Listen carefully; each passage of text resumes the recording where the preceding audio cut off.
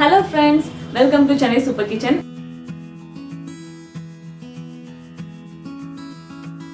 இந்த ரெசிபி பார்க்கிறதுக்கு முன்னாடி மறக்காம என் சேனலுக்கு லைக் பண்ணுங்க, ஷேர் பண்ணுங்க, சப்ஸ்கிரைப் பண்ணுங்க, மறக்காம பெல் பட்டனை கிளிக் பண்ணுங்க.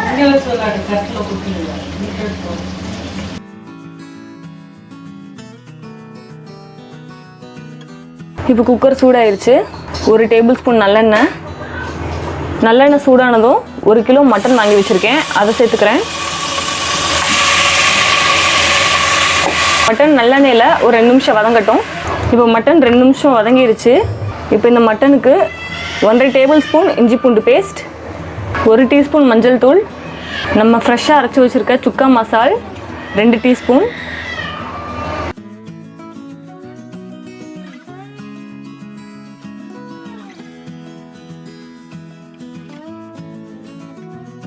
எல்லாத்தையும் நல்லா மிக்ஸ் பண்ணி விட்டுறலாம். நான் 1 கிலோ மட்டனுக்கு 2 கப் தண்ணி சேர்க்கிறேன்.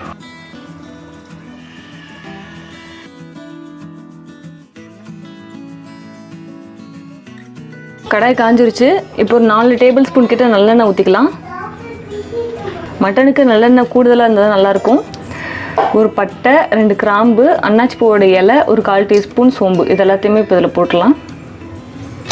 இப்போ சோம்பு நல்லா பொரிஞ்சிருச்சு. ஒரு 2 பெரிய வெங்காயத்தை சின்னதாக கட் பண்ணி வச்சுருக்கேன், அதை ஆட் பண்ணியிருக்கேன்.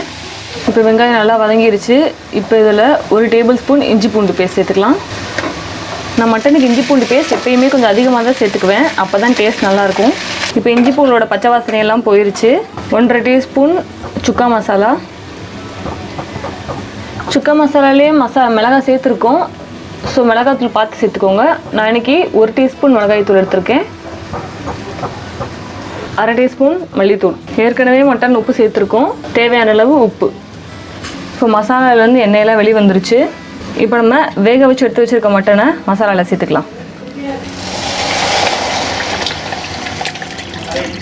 இப்போ இதை ஒரு நல்லா வற்றி வர்ற வரைக்கும் வேக வச்சிடலாம். இப்போ பாருங்கள், எண்ணெயெல்லாம் வெளியே வந்து மட்டன் சுக்கா சூப்பராக ரெடி ஆயிடுச்சு. நம்மளோட மட்டன் சுக்கா சூப்பராக ரெடி ஆயிடுச்சு. நான் இன்றைக்கி கொஞ்சம் மசாலா இருக்க ஸ்டேஜ்லேயே ஆஃப் பண்ண போகிறேன். இன்னும் கொஞ்சம் உங்களுக்கு ட்ரையாக வேணும்னா நீங்கள் ட்ரை ரோஸ்ட் பண்ணிக்கலாம். எல்லாருமே கண்டிப்பாக வீட்டில் ட்ரை பண்ணி பாருங்கள், எப்படி இருந்துச்சு அப்படின்றத கமெண்ட்ல சொல்லுங்கள். மறக்காமல் சப்ஸ்கிரைப் பண்ணி பெல் பட்டனையும் கிளிக் பண்ணிடுங்க. பாய்.